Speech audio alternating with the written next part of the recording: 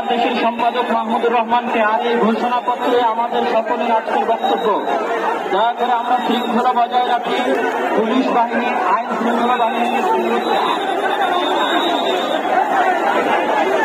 সবাই যেখানে যে আছেন সেখানে অবস্থান করবেন।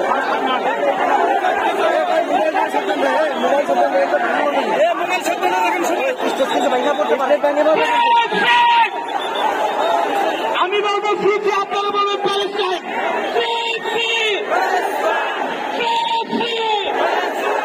সবার ফেসবুকের পতাকা উপরে রাখতে চাই।